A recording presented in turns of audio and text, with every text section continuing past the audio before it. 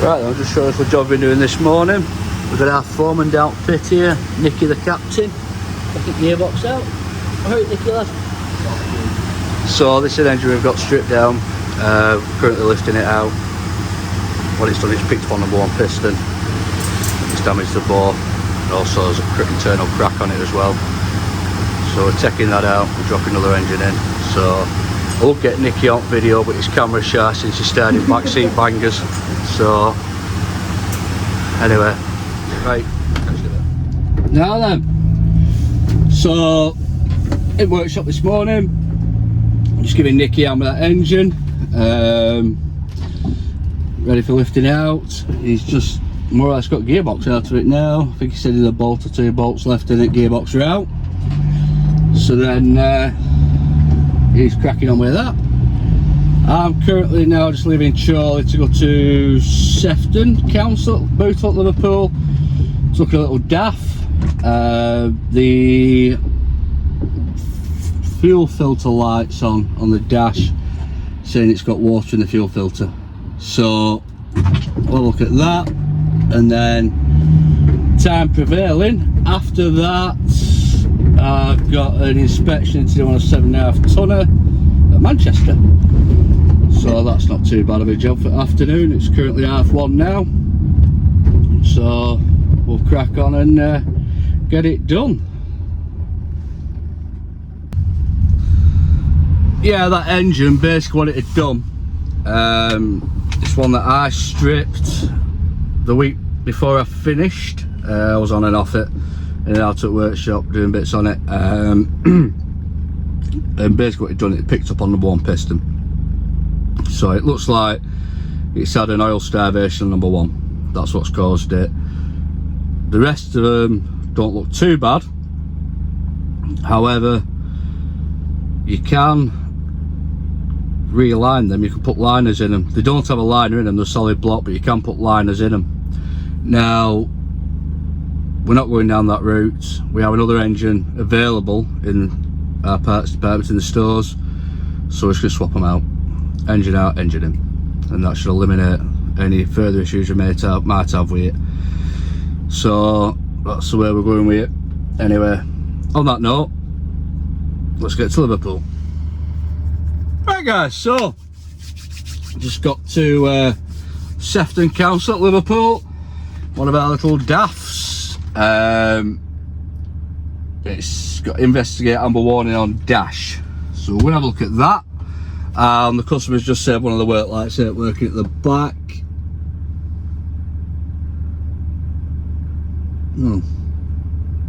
Yeah, there it is. So we'll have a look at that as well.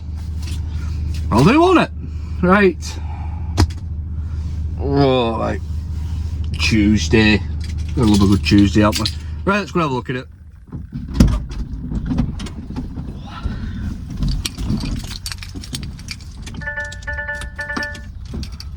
The calling of the DAF. Did you hear that then? Every DAF makes that noise, doesn't it? Right, let's have a look.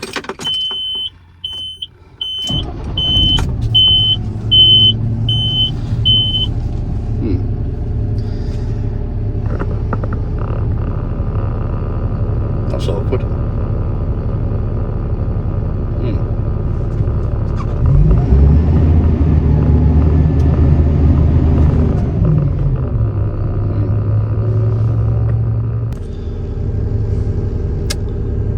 Okay, no problem.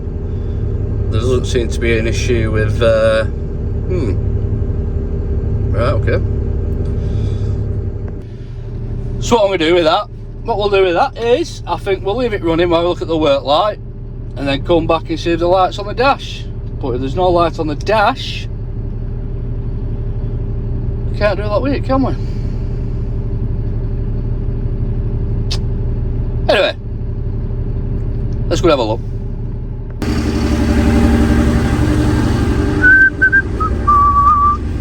Work light switch on. Work light working. Oh.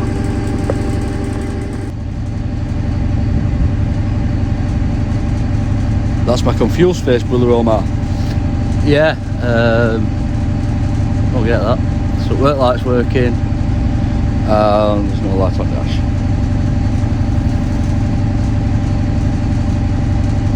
Oh well. Where do you go with that one then? What do you do with that now? You know work light, work lamp's working, there's no other light on dash. But what we'll do, we'll just have a check out, make sure all wiring is good, make sure it's not intermittent fault or anything like that. Take it from there, eh? Ah! I think I might have got to the bottom of this. He says. I think he might have done. I'll show you what I think they're doing. I think they're operating that switch there in cab, which puts that light on there to say work lamp's on. Yeah? But these CMAP bodies aren't wired like that. No. These CMAP bodies are on the button station at the back to turn them on and off. I think that's what they're doing. Right, what I'll do, I'm going to have a word in the workshop and just make sure they know it's on a CMAP. And you've got to switch on the back. As for amber warning on dash, nothing's come on as yet. Now he did say it's something to do with fuel filter, showing water in it. So I have a fuel filter on my van, so I'll check the sensor in it, stuff like that. Just wondering if it's worth changing filter to be on the safe side. I could always do that. Yeah, we'll do that. Should we? Should we not? Yeah, we'll do that. We'll change fuel filter. That should sort the job out, shouldn't it? Hopefully. But yeah, that was good. I need a shave. Right, guys. So, done the fuel filter on it.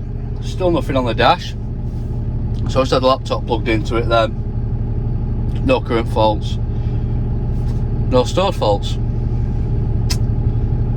So I'll have to let this one develop, I think. Let it develop, see what happens. Not much else you can do with that, I don't think, is there? Not really, like. So it is what it is, isn't it? Anyway, we've got another job to go to now anyway at Salford, so we'll crack on and get there and get that job done. Now then, what I want to say, or what's I'm going to say, prop you up over here. That's better. Right. Laptops. I won't be out that thing. That thing's a saviour. Now then, anyone who just wants to diagnose like I do on the road, stuff like that, instead of going out buying an expensive piece of kit, this one I've got is Autocom, yeah? Cheapest chips, I think it's like 500-600 quid. Perfect. Fantastic for a job. It's never let me down yet. And we use Texer in workshop, and that thing can do stuff the Tex can't. And obviously the Tex can do stuff that can't. But as a whole, for what I'm doing, fantastic piece of kit. Best thing Mr. Davidson's ever bought me, that. Brilliant. Right, well, we might as well crack on to the next job, aren't we? You know what I mean? So, oh then. This is a first stock channel, isn't it? A Fuso. Little 7.5 ton thing. Cracking little piece of kit, really. They're ideal for small jobs. You know what I mean? Not so bad. CMAP body, CMAP lifter. 7.5 ton. So I've set some inspection mount top on it, and stood under the cab now, pulled the dipstick out, wants a touch of oil in it, so I'll get some oil in that, then we'll jump underneath, give it a tap underneath, give it a quick tap underneath, and then we'll do a body and bin inspection on it. But good bit of kit, good bit of kit. So right, let's top her up with oil.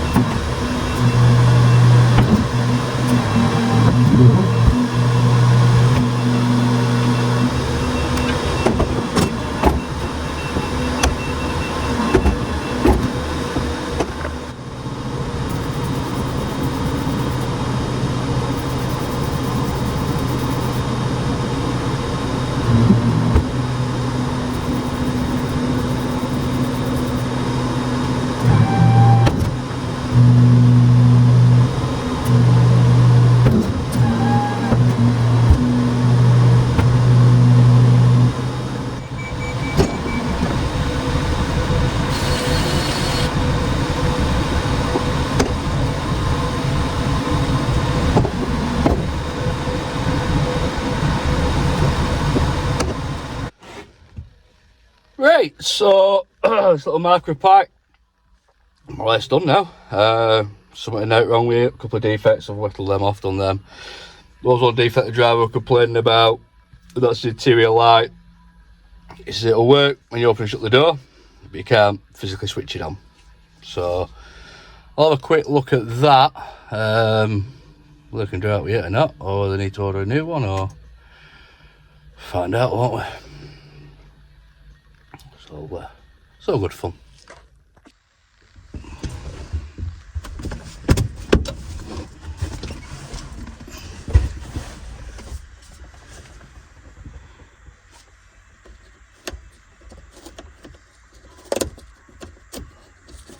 I'm sure that's not right because it's slipping about like that. Let me get into the bloody thing, I wonder. Not damaging it. Oh, maybe that way there. Let's try that.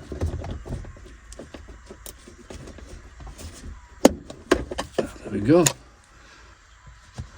That's screw missing out of that bit. Which leads me to think there's probably more than bloody screw missing out of it. It's like it's been in pieces.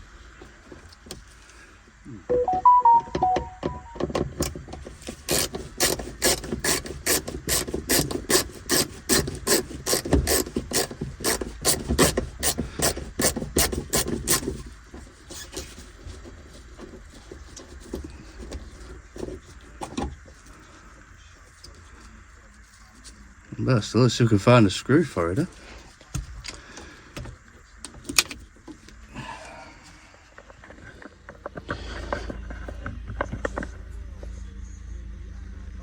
Yeah, so what we've got, little ball bearing sits in the end of that. So when it's there, it's in the off position. In the centre there, that's when the door opens. And when it's there, that's when you turn it on its cab. Seems very random how it's stopped working. Because all bits are there for it. I wonder if it's actually that screw there. Whether it's on a earth on that screw. Because screws miss, it's not earth in it. Let's have a look and see. Would you believe that? That screw that we're missing goes up into the roof, and then it must earth it at that, and that light works. So if I flick switch now, as you can see, it's working. So that's good. Yay, I fixed something. That's a good result, is that. So I'll just put this lens cover back on, and it's not blinding you because it's an LED light. It's bloody bright. Well, it's brighter than me anyway. So all the other driver complained about was he said central locking's not working, mate. So it's not got central locking. Oh, is it not? I said no. He's like, all right. So, and apparently it's never worked, so job's right. So right, we'll crack on with that. Right then, so yeah, that's that little Fuso thing, Canter, whatever you want to call them. Inspected, a couple of defects done on it. So yeah, nice little job that. Cracking little piece of kit then, because the size of them, you can get them anywhere.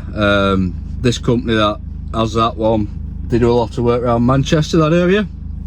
And they talked to the driver there and he shows you some pictures of some places he goes in like, and you think, might put my van in there, like. So yeah, good little bit of kit then. We've got quite a few of them on fleets actually, so yeah, they're alright. In fact, no, we haven't got quite a few on fleet. We've got a couple on fleet. It's the food pods I'm thinking of. No man, it's that time of day and it's home time. So anyway, yeah, so I'll wrap this up now. I'm gonna get myself home, get some tea, the jobs are good, and so we'll catch you all tomorrow. Have a good night. Morning. Now as you can see, Nicky's got engine out, so I'll just show you up to now. Right, so that's the engine out. So I'm saying, I can't see on camera. Well, you might be able to see it on camera actually. You see there it's picked up the scored out bore on the inside. So we have an engine here, which we in stores, which we're going to put this one on, this one in it. But just going to sort of time and cover out on back, retime it, stuff like that. So yeah, that'd be quite interesting to do on it. So just get some brake cleaner out of stores now. Should have a clean up of everything, and we'll start putting it all back together.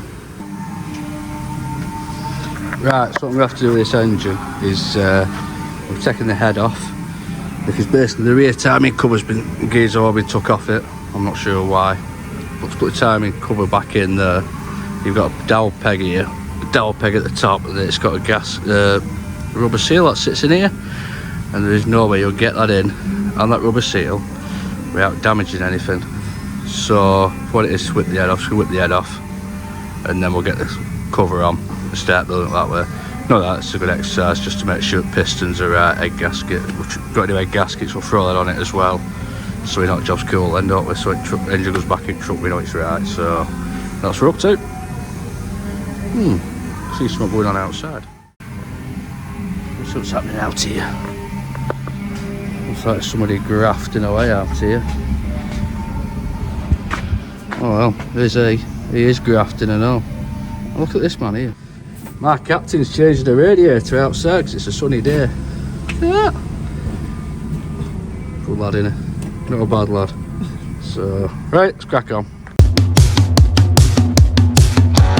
Shitty train, I got no sun, there's only rain. I wanna crash and numb this pain. Nothing will last inside this lane. Oh, take me far away past these mediocre days. I need to stop this burn. Say, can you help me unlearn? This rodeo's got me feeling like a soul. So I should go before I'm a oh no. This rodeo's got me looking like a bad, bad girl. I should go before I'm a no.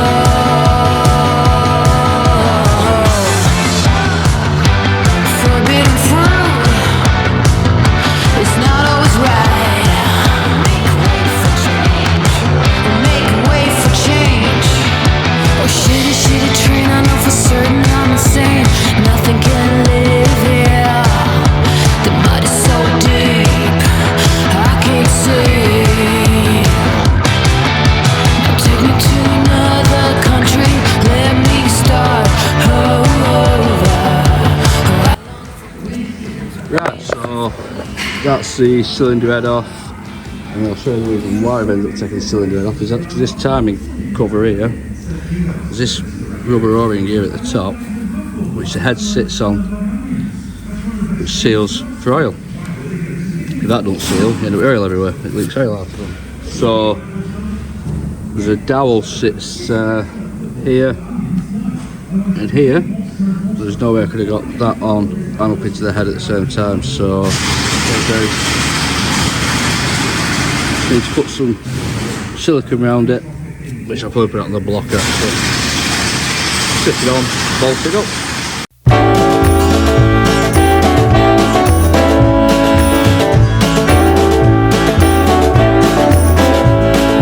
Past the point of no return, baby, on the summer night. Yeah.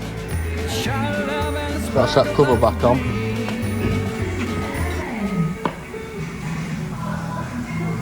So what we need to do now is get his timing gears back in here, get it all timed up, and get the next cover on. Cylinder head back on. Well, I can get cylinder head back on now actually, because this is on.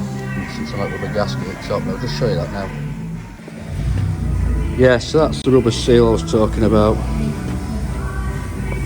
Basically, the head sits on here and then it pushes down on that that rubber seal. Well, the way it was, we know where I could get that rubber seal in and get it located on two dowels without it damaging that seal or not sitting properly, which then means it would leak oil out. So, right, let's crack on.